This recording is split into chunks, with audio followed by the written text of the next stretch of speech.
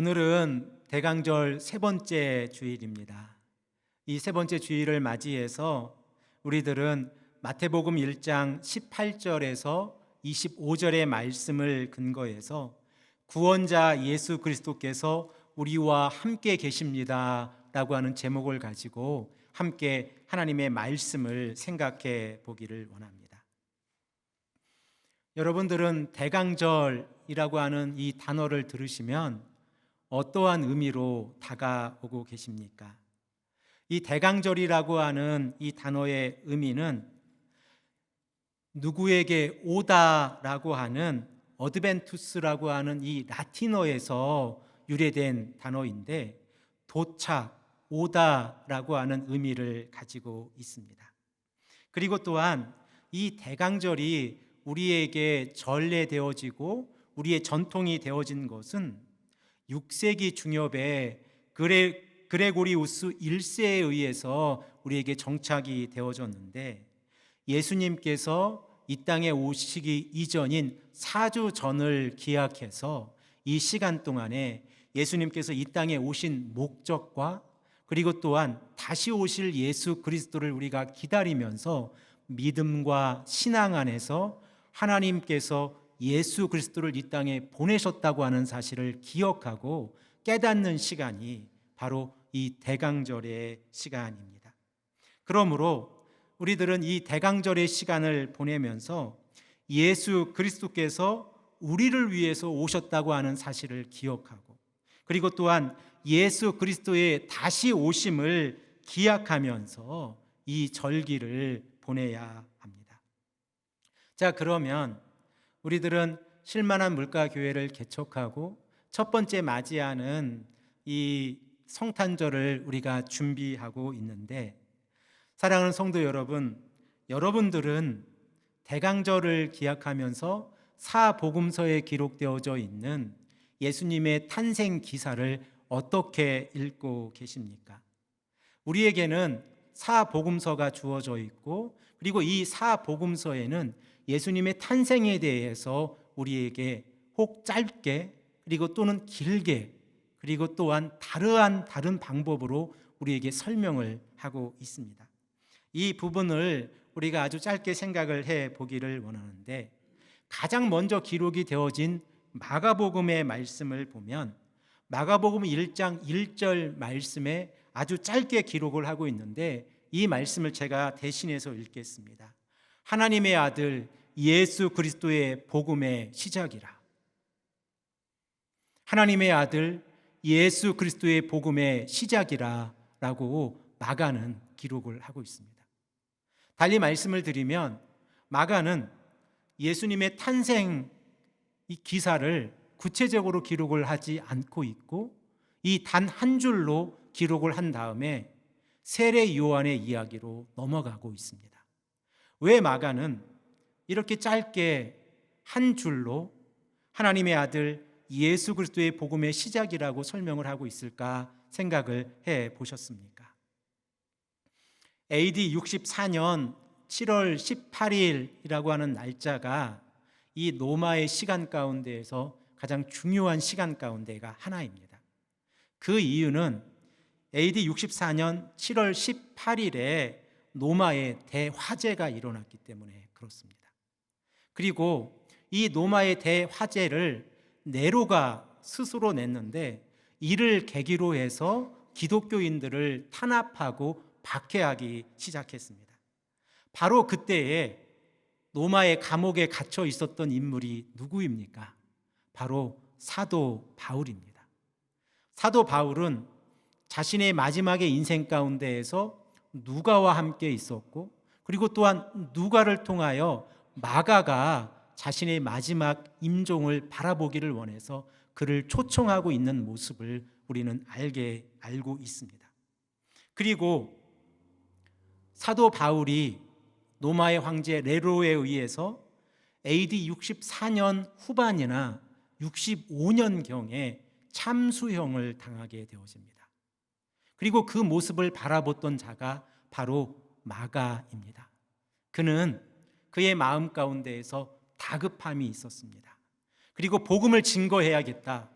자신이 지켜보고 자신이 함께했던 예수 그리스도가 누구이신가, 하나님의 아들 예수 그리스도를 그들의 공동체에 소개해야겠다라고 생각을 하고 마가복음 1장 1절에 하나님의 아들 예수 그리스도의 복음의 시작이라고 설명을 하고 있습니다. 반면에 마태나 누가는 조금 시간이 지나고 난 다음에 자신의 복음서를 기록을 하고 있는데, 먼저 마태를 생각해 보십시오. 마태복음은 유대 공동체 안에 있는 공동체였습니다. 그러나 그들의 공동체는 더 이상 유대인들이 모이고 있는 회당에 모이고 있지 않았습니다. 하지만 그들은 구약의 율법을 철저하게 지키고 있었습니다. 그리고 예수님과 함께했던 이 마태는 자신의 공동체에게 예수께서 그리스도라고 하는 사실을 증거하게 되어집니다. 그래서 이 유대인 공동체라고 하는 것을 생각했을 때에 마태는 아브라함으로부터 시작하여 그 족보로 시작을 하여 그 유대인 가운데 아브라함의 혈통, 다윗의 혈통을 통하여 예수 그리스도께서 이 땅에 오셨다고 하는 사실을 증거하고 있습니다. 반면 누가는 조금 다른 상황에 처해져 있었습니다. 마태, 마가, 누가, 요한 가운데에서 예수님의 12제자가 아닌 인물이 있는데 바로 누가입니다. 그리고 누가는 사도 바울의 제자입니다. 그는 예수님에 대해서 사도 바울을 통해 들었고, 그리고 아마도 이 자신의 누가복음을 기록하고 있었을 때에 마가복음을 가지고 있었을 것입니다.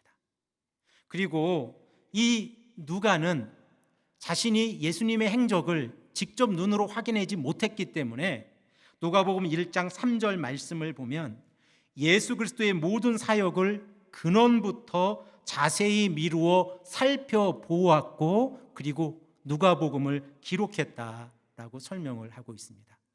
그래서 누가복음을 보면 예수님의 탄생 기사를 조금 더 구체적으로 설명을 하고 있습니다. 반면 요한을 생각해 보십시오. 요한복음은 사복음서 가운데서 가장 늦게 기록이 되어져 있는 서신서입니다. 아마도 85년에서 95년 사이에 기록이 되어졌을 것인데, 예수님께서 십자가상에서 죽으시고 부활하시고 승천하시고 난 다음에 요한은 사도들의 행적에서 갑자기 없어집니다. 여러분들은 왜 요한이 갑자기 사도들의 행적으로부터 없어져 버리는지 알고 계십니까? 그리고 그는 이제 노년이 되어서 요한복음을 기록하고 요한 1, 2, 3서 그리고 요한계시록을 기록하면서 1세기의 후반 100년이 가까웠던 그 시기에 직접 예수님을 모셨고 예수님과 동행했던 그 모습들을 자신의 서신서에, 그리고 그 메시지를 요한 1, 2, 3서와 요한계시록에 기록을 하고 있습니다. 그 이유에 대해서 생각을 해 보셨습니까? 사도 요한이 기록한 요한복음 19장 27절 말씀에서 그 이유를 찾을 수가 있는데, 예수님께서는 십자가상에서 사도 요한에게 이런 부탁을 합니다. 사도 요한, 보아라, 내 어머니이다.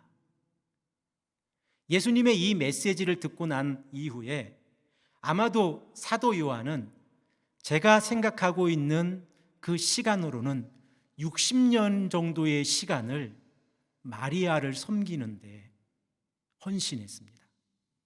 예수님께서 내 어머니라 지칭했던 마리아가 이 땅에서의 삶을 마무리하는 그 시간까지 사도 요한은 마리아를 섬겼습니다. 그리고 마리아가 이제 하나님 나라에 갔을 때에 그는 본격적으로 자신의 서신서를 기록하고 요한 1, 2, 3서 그리고 요한계시록을 기록하고 있는 모습을 우리는 알 수 있습니다. 특별히 요한복음을 보면 예수님의 탄생 기사라기보다 조금 특별하게 기록이 되어져 있는 것을 우리가 알 수 있습니다. 사도 요한은 말씀, 생명, 빛이라고 하는 단어를 사용해서 하늘에 계신 하나님의 아들 예수 그리스도께서 이 땅에 오셔서 우리를 구원하셨다고 하는 사실을 강조하고 있습니다. 우리가 이 대강절을 보내면서 요한복음 1장 1절에서 18절의 말씀을 지속적으로 반복해서 읽으시면 이 메시지가 사람의 언어가 아니라 하늘의 언어이구나. 그리고 이 메시지를 통하여 하나님께서 하나님의 아들 예수 그리스도를 이 땅에 보내셔서 그 말씀이 육신이 되셔서 육신이 되신 그 예수 그리스도를 통하여 빛이 나타났고 이 빛을 받아들이는 자들은 하나님의 자녀가 된다고 하는 사실을 우리는 깨닫게 되어집니다.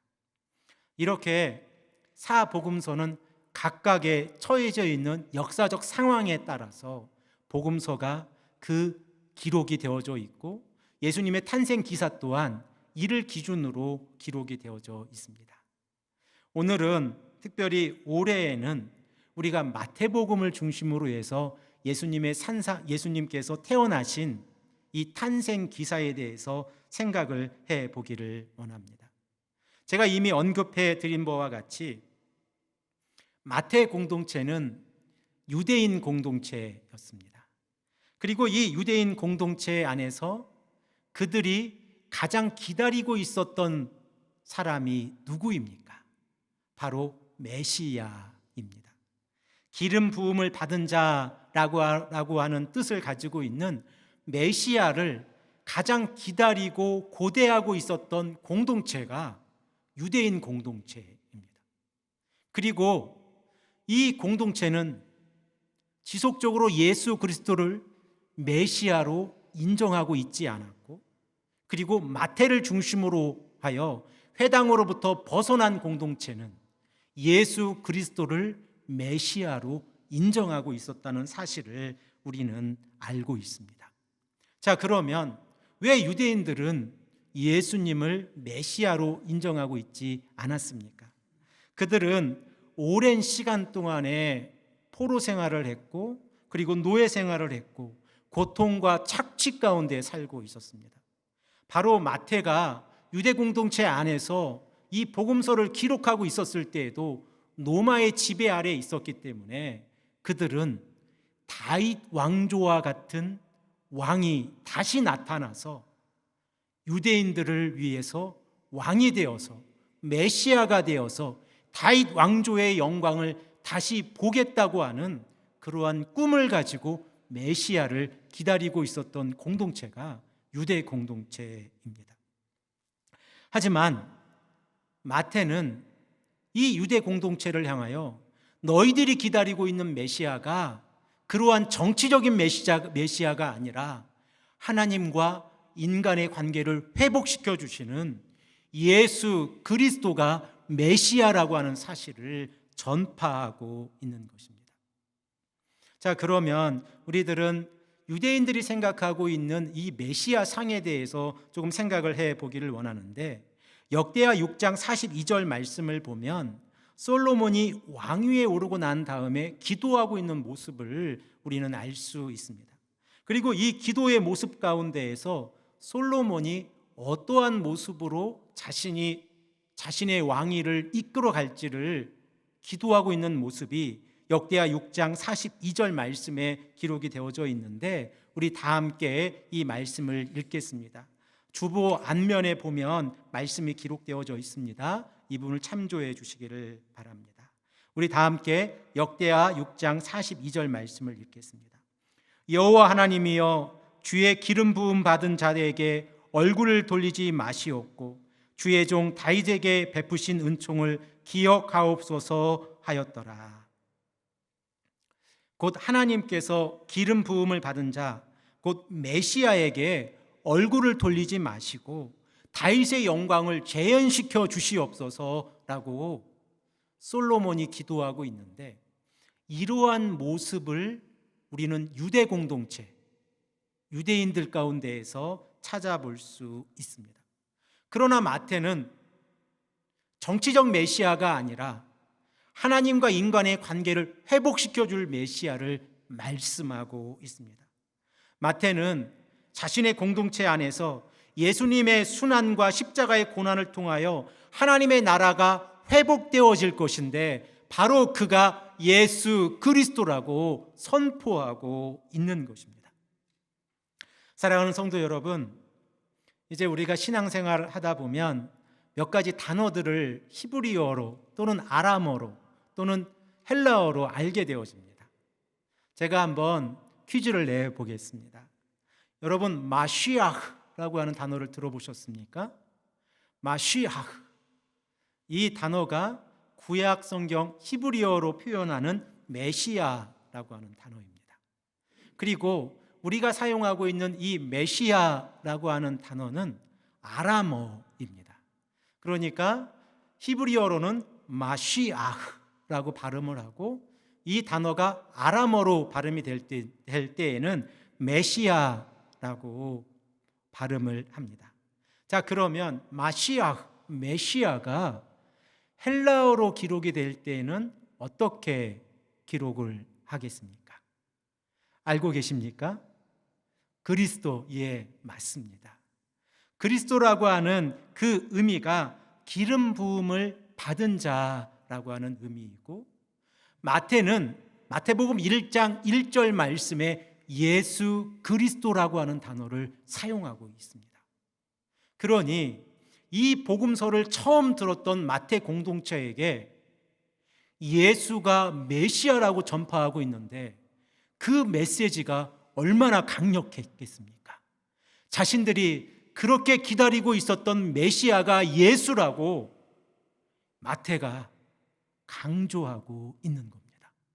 그리고 이에 반대하고 있었던 그 무리가 바로 유대인들이었고, 그 공동체 안에 아직 그들의 삶 가운데 구약의 율법에 따라 살아가고 있었지만 예수가 그리스도 메시아라고 하는 사실을 믿고 따르는 자들이 하나의 공동체를 이루어서 말씀대로 살아가려고 했던 공동체, 바로 그 공동체가 마태 공동체였습니다.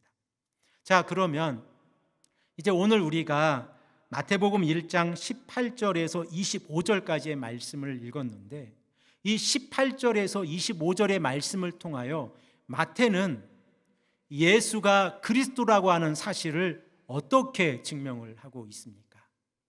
마태는 마태복음 1장 18절에서 25절의 말씀을 통하여 예수가 그리스도라고 하는 사실을 세 가지로 우리에게 설명을 하고 있는데, 그 첫 번째는 성령으로 잉태된 자다라고 18절과 20절에 말씀하고 있고, 그리고 21절에 자기 백성을 그들의 죄에서 구원할 자이다 라고 말씀하고 있습니다.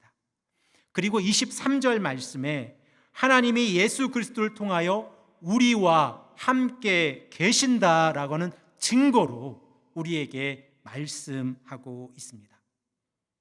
그러므로 이 마태 공동체 안에서 예수 그리스도의 정체성은 아브라함과 다윗의 자손으로서 예수가 바로 메시아다, 예수가 바로 그리스도다라고 선포하고 있는 것입니다. 그리고 또한 마태는 이 요셉의 사건을 통하여 예수님께서 성령에 의하여 잉태되어졌다고 하는 사실을 우리에게 말씀하고 있습니다. 한번 생각을 해 보십시오. 예수님의 탄생이 요셉과 마리아의 관계 속에서 태어난 것이 아니라 성령에 의해서 태어났다고 하는 사실을 요셉이 깨달았을 때에 요셉의 마음 가운데에서는 어떠한 마음이 있었겠습니까? 아마도 그의 마음 가운데에서 하나님의 초자연적인 능력을 생각하지 않았다고 하면 마리아와의 관계를 정리하려고 했을 것입니다. 구약 성경 또한 아내가 부정하다고 하면 이혼의 사유로 할 수 있었습니다. 그러나 이 요셉은 주의 천사의 메시지를 듣고 이에 순종하여 마리아 데려오기를 두려워하지 아니하고 마리아와 예수를 보호하는 역할을 하게 되어집니다. 곧 하나님의 음성을 듣고 난 다음에 요셉이 했던 가장 중요한 역할은 순종하는 삶이었습니다. 그리고 이 순종을 통하여 메시아의 사역을 이루어낼 수 있었다고 하는 사실입니다. 자, 그러면 우리가 하나님의 초자연적인 방법으로 성령에 의해서 예수님께서 잉태되셨다고 하는 이 사실을 깨닫게 되어졌을 때에 우리들은 어떠한 메시지를 깨닫게 되어집니까? 그리고 또한 이 말씀은 구약의 어떤 말씀이 구체적으로 성취되어진 것입니까? 우리가 대강절을 맞이하면 늘 가까이 하는 말씀 가운데가 이사야서입니다. 그리고 이사야서 7장 14절 말씀을 보면 처녀가 잉태하여 아들을 낳을 것이다 라고 하는 이 메시지가 기록이 되어져 있는데 우리 다 함께 이 말씀을 읽겠습니다. 그러므로 주께서 친히 징조를 너희에게 주실 것이라. 보라, 처녀가 잉태하여 아들을 낳을 것이요 그의 이름을 임마누엘이라 하리라. 아멘. 마태는 이사야서 7장 14절의 말씀을 통하여 예수님의 첫 번째 특징, 성령으로 잉태되셨다라고 하는 부분과 그리고 세 번째 특징, 임마누엘을 강조하고 있습니다. 특별히 마태는 이사야가 표현하고 있는 처녀가 잉태하여 아들을 낳을 것이요 라고 하는 이 표현을 통하여 구약의 백성들이 기다리고 있는 메시아가 바로 성령을 통하여 잉태되어진 예수 그리스도라고 우리에게 선포하고 있습니다. 그리고 또한 성령을 통하여 잉태되어진 예수 그리스도는 죄가 없으신 분이시기 때문에 죄로부터 자유로우신 분이시기 때문에 그 예수 그리스도께서 우리의 죄를 대신해서 감당하실 수 있다고 하는 이 구원의 사역을 우리에게 설명하고 있습니다. 사랑하는 성도 여러분, 여러분들은 예수님의 구원 사역을 어떻게 이해하고 계시고 그리고 어떻게 설명할 수 있으십니까? 하나님의 구원 사역을 우리가 짧게 정리한다고 하는 것은 참 어려운 일이지만 이를 아주 짧게 정리해 본다고 하면 죄 없으신 하나님의 아들 예수 그리스도께서 이 땅에 성령으로 잉태되셔서 우리의 죄를 속량하시기 위해서 자신의 몸을 십자가에 내어주셨고 그리고 또한 우리를 의롭게 하시기 위해서 죽음을 이기시고 부활하셨다고 우리는 설명할 수 있습니다. 그리고 또한 이 말씀이 로마서 4장 25절 말씀에 기록이 되어져 있습니다. 우리가 다 함께 이 말씀을 읽겠습니다. 예수는 우리가 범죄한 것 때문에 내줌이 되고 또한 우리를 의롭게 하시기 위하여 살아나셨느니라. 아멘. 예수님께서는 우리의 죄 때문에 이 땅에 오신 분입니다. 그런데 만일 죄를 지은 자가 죄를 지은 자를 위해서 대신해서 죽는다고 하면 어떻게 그 죄값을 대신할 수 있다라고 말씀할 수 있겠습니까? 하지만 죄를 짓지 아니한 자가 죄를 지은 자를 위해서 죽는다고 하면 예수님께서는 우리의 죄를 위하여 십자가에서 죽으셔서 우리의 죄를 용서하시고 그리고 또한 우리를 의롭게 하셔서 하나님의 우편에 우리를 하나님의 나라에 올라갈 수 있도록 부활에 참여할 수 있도록 죽음을 이기시고 부활하셨다고 하는 사실입니다. 그러므로 오늘 본문에서 말씀하고 있는 자기 백성을 그들의 죄에서 구원할 자라고 하는 이 표현을 통해서 마태는 죄의 용서함을 우리에게 설명하고 있습니다. 하나님은 거룩하신 분이십니다. 그리고 또한 하나님께서는 거룩하시기에 우리 피조물 또한 거룩하기를 원한다고 레위기 11장 44절에 말씀하고 있습니다. 자, 그런데 피조물인 우리들이 하나님의 거룩에 참여하지 못하고 있는 이유는 무엇입니까? 바로 우리 안에 있는 죄 때문에 그렇습니다. 우리가 우리의 죄의 문제를 해결하지 못하면, 우리가 우리의 죄의 문제를 해결하지 아니하면 하나님의 거룩에 참여할 수가 없습니다. 하지만 이 어려움 가운데에서 하나님께서 선택하신 방법이 있습니다. 그 방법이 예수님을 이 땅에 성령으로 잉태하셔서 이 땅에 보내주셔서 죄 없는 자가 죄 있는 자를 위해서 대신 죽으시고 부활하시고 승천하셔서 우리의 죄를 감당하신 것입니다. 그래서 예수님께서는 자신의 몸을 우리의 죄값으로 내어주셨다고 마태복음 20장 28절에 말씀하고 있습니다. 우리가 이 말씀을 다 함께 읽겠습니다. 마태복음 20장 28절 말씀입니다. 인자가 온 것은 섬김을 받으려 함이 아니라 도리어 섬기려 하고 자기 목숨을 많은 사람의 대속물로 주려 함이라. 아멘. 예수님께서 이 땅에 오신 것은 섬김을 받으려고 하신 것이 아니라 섬기러 오셨다라고 말씀하고 계시고, 그리고 또한 자신의 몸을 대속물, 죄값으로 내어주시기 위해서 이 땅에 오셨다라고 말씀하고 있습니다. 그러므로 우리가 대강절 세 번째 주일을 맞이하면서 예수 그리스도의 탄생을 우리가 다시 한번 생각을 해보는 것은, 이 탄생을 통하여 예수님께서 자신의 백성을 구원하시기 위해서 이 땅에 오셨다고 하는 사실을 말씀을 통하여 우리가 깨닫게 되었습니다. 자, 이렇게 하나님께서 예수 그리스도를 이 땅에 보내주셨고, 그 예수 그리스도를 이 땅에 보내주셔서 우리는 죄 용서함을 받게 되었습니다. 거기에서 끝났습니까? 아닙니다. 죄 용서함의 복을 주신 것뿐만 아니라 임마누엘의 복까지 우리에게 주셨다고 성경은 우리에게 말씀하고 있습니다. 우리 다 함께 마태복음 1장 23절 말씀을 읽겠습니다. 함께 읽겠습니다. 보라, 처녀가 잉태하여 아들을 낳을 것이요 그의 이름은 임마누엘이라 하리라 하셨으니 이를 번역한즉 하나님이 우리와 함께 계시다 함이라.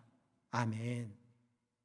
하나님이 우리와 함께 계시다는 증거로 예수 그리스도를 이 땅에 보내셨다고 성경은 우리에게 말씀하고 있습니다. 우리들은 지난 5번의 시간을 통하여 시편 23편의 말씀을 생각해 보았습니다. 그리고 시편 23편의 말씀, 여호와는 나의 목자시니 라고 하는 이 표현 가운데에서 언약의 관계 안에서 하나님과 피조물인 우리들의 삶을 생각해 보았습니다. 하나님께서 하나님의 백성들과 언약을 맺어 주셨다고 하면 하나님의 백성들을 지켜주시는 건데, 3가지 특징으로 우리는 설명할 수 있다 말씀을 드렸고, 기억하시기 편하시기에 3P다라고 기억을 하라고 말씀을 드렸습니다. 우리 다 한번 해보겠습니다. 시작. 하나님께서 약속해 주시고, 하나님께서 보호해 주시고, 하나님께서 지켜주신다. Promise, provide, protect 해주신다는 겁니다. 우리가 어느 곳에 있든지 하나님과 언약의 관계를 맺고 있다고 하면 하나님의 약속은 임마누엘로 우리와 함께 계십니다. 그리고 우리가 어느 곳에 있든지 우리가 하나님과 바른 언약의 관계를 맺고 있다고 하면 그 어떠한 상황 가운데에서도 하나님께서는 공급해 주십니다. 그리고 그 어떠한 어려움으로부터 우리를 지켜주신다고 하는 이 사실을 우리가 믿고 있다고 하면 이 믿음을 하나의 단어로 설명할 수 있어야 하는데, 바로 그 단어가 임마누엘입니다. 하나님이 우리와 함께 계시다. 하나님이 우리와 함께 계시다고 하는 이 신앙 고백이 우리의 삶 가운데 있을 때에 우리들은 늘 순종하게 되어지고 그리고 예배자의 삶으로 살아가게 되어집니다. 사랑하는 성도 여러분, 오늘 우리들은 마태복음 1장 18절에서 25절의 말씀을 통하여 마태가 자신의 공동체에게 예수는 메시아다, 예수는 그리스도이시다라고 하는 이 메시지를 증거하고 있는 이 말씀을 생각해 보았습니다. 성령으로 잉태되어진 예수 그리스도께서 우리의 죄를 구원할 자이시고 우리와 함께 하시는 임마누엘의 증거이다 라고 마태는 우리에게 말씀하고 있습니다. 우리 또한 그렇지 않습니까?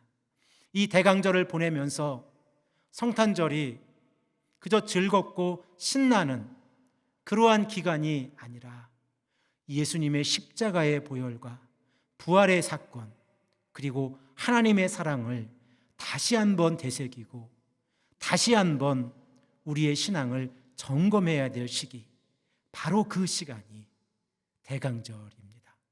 그리고 또한 우리들은 하나님께서 예수 그리스도를 통하여 우리를 죄로부터 구원해 주셨고 예수님을 통하여 우리와 함께 계시다고 하는 이 믿음의 약속, 하나님의 말씀을 붙잡고 나아갈 때 우리들은 이 대강절 가운데에서 은혜가 넘치고 말씀을 의지하고 오직 하나님의 사람으로 살아가는 귀하고 복된 성도님들이 되실 줄로 믿습니다. 이러한 복이 이 시간 함께 예배드리는 귀한 성도님들 한 분 한 분 가정마다 귀하게 임하시기를 간절히 축복합니다. 함께 기도하겠습니다.